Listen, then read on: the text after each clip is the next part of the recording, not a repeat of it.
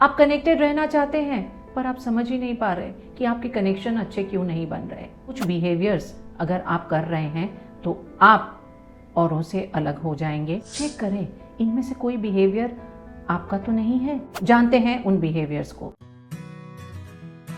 Hello all, connection हमारी बहुत बुनियादी ज़रूरत है। हम सब रिश्तों की डोर में इतने ज़्यादा बंधे हुए होते हैं। हमारे इर्द गिर्द रिश्ते ही रिश्ते हैं, चाहे हमारे पेरेंट्स के साथ हो, हमारे बच्चों के साथ हो, लाइफ पार्टनर के साथ हो, दोस्तों के साथ हो, कलीग्स के साथ हो या फिर हमारे वर्कर्स के साथ हो।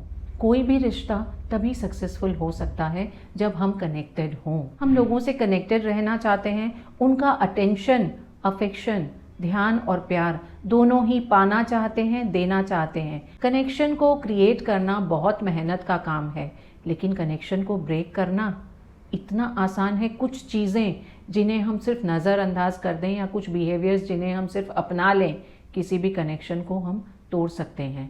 जानते हैं हम उन बिहेवियर्स के बारे में। नंबर 1, आप उम्मीद करते हैं कि सामने वाला व्यक्ति ही पहल करेगा। आप किसी भी चीज़ में पहल नहीं दिखाते। आपका ईगो आपके लिए बहुत भारी पड़ सकता है। जब आप सामने वाले से ही उम्मीद करते हैं कि वो हर चीज़ में पहल करेंगे, चाहे वो फ़ोन कॉल्स हो, कुछ कहना हो, चाहे कुछ अप्रिशिएट करना हो, उस समय आप अपने रिश्ते को दो धारी तलवार से काट रहे हैं। नंबर 1, आप उनके ऊपर डिपेंडेंट हो रहे हैं। आप ड्राइवर की सीट में नहीं हैं, आप को पैसेंजर बन जा रहे हैं क्योंकि आपने कंट्रोल उनको दे दिया है। दूसरा, जब उन्हें लगेगा कि सारी मेहनत एक तरफा ही होनी है तो वो खुद को अंडर वैल्यूड फील करेंगे। उन्हें लगेगा उनकी कोई कद्र नहीं है और ये सिर्फ एक तरफा रिश्ता है। इस तरह से आप आइसोलेट होंगे। आप ध्यान रखें कि आप किसी भी रिश्ते में प्रोएक्टिव हैं। आप ये बता रहे हैं कि आप इस रिश्ते को चलाना चाहते हैं, कायम रखना चाहते हैं। हर रिश्ते में कभी आप पहल करें, कभी उन्हें पहल करने दें। उन्हें बताएं कि वो इम्पॉर्टेंट हैं, चाहे वो एक थैंक यू हो, एक फ़ोन कॉल हो या एक एप्रिशिएशन हो कि उनकी ये क्वालिटी आपको बहुत पसंद है। आप बता दें कि वो आपके लिए महत्वपूर्ण है। नंबर 2, आप अवॉइड करते हैं कि जहाँ सब लोग मिल रहे हैं, इकट्ठा हो रहे हैं, आप वहाँ ना जाएं। हो सकता है इसके पीछे कुछ कारण है। आप या तो सच में बिजी हैं या आप आलस के कारण नहीं जाना चाह रहे। लेकिन जब आप लोगों से मिलेंगे नहीं तो उनके साथ कनेक्ट कैसे करेंगे? फैमिली भी हो तब भी आपको ज़रूरत है उनसे कनेक्ट करने की, उनसे मिलने की। आप ये पता करें कि आप और लोगों के साथ मिलने को, गैदरिंग्स को क्यों अवॉइड करते हैं।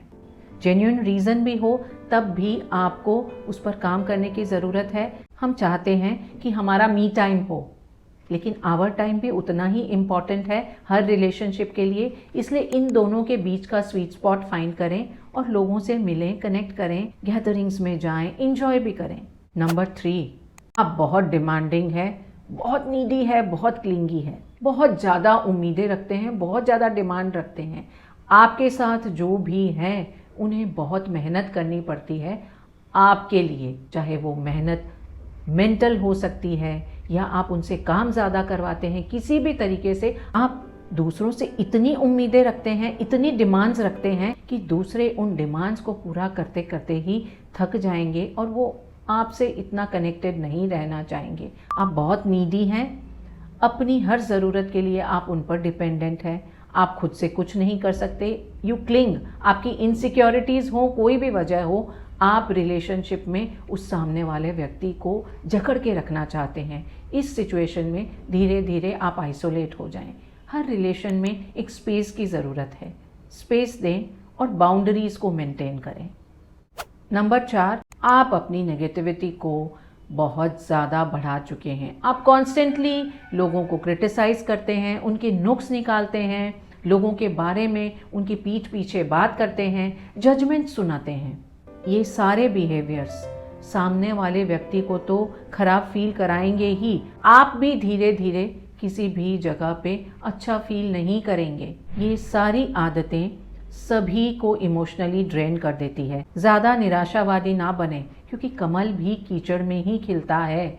आप जिस भी सिचुएशन में हैं, जो भी प्रॉब्लम्स हैं, उनके साथ भी आपको कुछ ना कुछ अच्छा नज़र आ सकता है।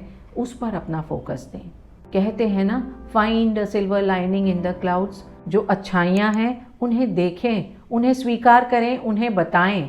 जहाँ पर क्रेडिट ड्यू हो वहाँ ज़रूर से दें। क्रिटिसिज्म अगर करना ही पड़ रहा है तो कंस्ट्रक्टिव क्रिटिसिज्म दें। ऐसा कुछ उन्हें कहें जिनसे वो बेहतर कर सकें। ये नहीं कि आप सिर्फ कमियां निकालने के उद्देश्य से ही कमियां निकाल रहे हैं। लोगों को जज ना करें, क्योंकि हर किसी की अपनी जर्नी है और वो अपने तरीके, अपने अंदाज में इस जर्नी को पूरा करेंगे। आप भी अपने ही तरीके और अंदाज में अपनी यात्रा को पूरा कर रहे हैं। नंबर 5, सारी दुनिया का बोझ आप उठाते हैं। किसी के साथ आर्ग्यूमेंट हुआ, किसी के साथ मनमुटाव हुआ, कुछ भी खराब हुआ, आप बस इसे जाने ही नहीं देते, पकड़ कर रखते हैं। जब आप आर्ग्यूमेंट्स, मनमुटाव, बुरी बातों, बुरी यादों को पकड़ करके बैठे हुए हैं, उस समय आप अकेले हैं। आपका साथी कोई नहीं होगा। ये भार सिर्फ आप ही अकेले उठाएंगे। जो हो गया उसे भूल जाएं। फॉरगिव एंड फॉरगेट, बस माफ़ कर दें, किसी बात को पकड़कर ना रखें। नंबर 6, आप किसी और को समझने की चेष्टा ही नहीं करते।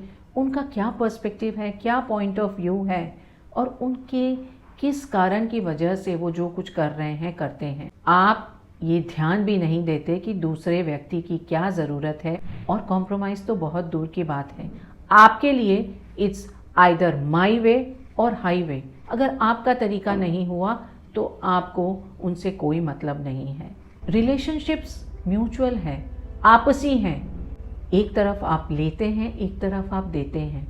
ताली 2 हाथों से मिलकर ही बजती है। इसलिए आपके सामने जो भी व्यक्ति है, जो भी रिलेशन है, उसमें समझने की चेष्टा करें। जहाँ पर कॉम्प्रोमाइज़ किया जा सकता है, कॉम्प्रोमाइज़ कर लें। नंबर 7, अपने मुँह मियाँ मिट्ठू। आप जब भी बात कर रहे हैं, हर समय उस बात का रुख अपनी ओर ही मोड़ लेते हैं। आपको सिर्फ अपने बारे में बात करनी है। जब आप लोगों से बात करते हैं, आपके एक्सपीरियंसेस, आपके साथ क्या हुआ, आपकी फीलिंग्स, इस पर ही आपका फोकस रहता है। और ऐसे में आपके साथ ज़्यादा देर तक कौन बना रह सकेगा। Relations are not about me me me. Relations का मतलब हम हैं। उनका सुने, अपना भी कहें। 7 चीज़ें जो आपको औरों से जुदा कर देंगी, अकेला छोड़ देंगी। हर समय दूसरों से पहल की उम्मीद। जहाँ पर भी कनेक्ट करने का अवसर मिले, किसी भी कारण से उस अवसर को जाने देना। बहुत ज़्यादा डिमांडिंग या नीडी होना, बहुत ज़्यादा पेसिमिस्टिक होना, क्रिटिसिज्म करना, बुराइयाँ करना, झगड़ों, आर्ग्यूमेंट्स, इन सब को गांठ से बांध कर रखना, माफ़ ना करना, दूसरे के पर्सपेक्टिव को ना समझना, कॉम्प्रोमाइज़ नहीं करना। और नंबर 7, सिर्फ अपने बारे में ही बातें करना। ये 7 बिहेवियर अगर आप अनजाने में भी कर रहे हैं तो अवेयर हो जाएं और इन्हें चेंज कर दें, ताकि आप लोगों के साथ कनेक्टेड रह सकें, उनके साथ मिलजुल करके इस यात्रा को पूरा कर सकें। Stay connected with me through my next video. Till then, it's Varsha saying bye-bye.